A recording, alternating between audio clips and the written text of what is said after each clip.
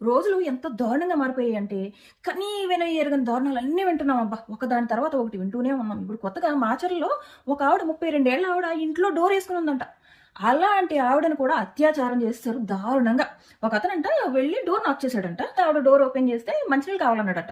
పాపం ఏదో దాహంతో ఉన్నాడు. తెలియని వ్యక్తి కానీ దాహంతో ఉన్నాడని అడిగితే ఈవిడ ఇద్దామని వెనక్కి తిరిగేటప్పటికి అతను వెళ్ళిపోయి ఆ డోరేసి ఆవిడ కాళ్ళు చేతులు కట్టేసి అత్యంత దారుణంగా అత్యాచారం చేసి మళ్ళీ ఆవిడ ప్రైవేట్ పార్ట్ చేసి అక్కడి నుంచి రక్తపు మడుగులో ఆవిడని వదిలి అంత దారుణంగా అత్యాచారం చేసి వెళ్ళిపోయాడంట.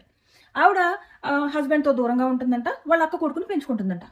ఆ పిల్లోడు వచ్చి చూసేటప్పటికి ఈవిడ రక్తపు మడుగులో ఉందంట. ఆవిడని హాస్పిటల్‌లో జాయిన్ చేశారు. ఆవిడేమో అతను ఎవరైతే అత్యాచారం చేశారో అతను ఒక 40 ఏళ్ళు ఉంటాయని చెప్పేసి ఆవిడ చెప్తుంది. ఆవిడ చికిత్స తీసుకుంటుంది. సో, అతను వీళ్ళకి సీసీటీవీలు ఇవన్నీ చూసారు. ఫస్ట్ ప్రయారిటీ కేస్ కింద పరిగణించారు. ఏమైనా ఆవిడకి జరగాల్సిన నష్టం జరిగిపోయింది. దారుణం. ఇంట్లో డోర్ ఏసుకొని ఉన్న వాళ్ళకి కూడా రక్షణ లేకపోతే ఇంకేంటి? సీసీటీవీ కెమెరాల్లో కనపడుతున్నాడు ఒకడు.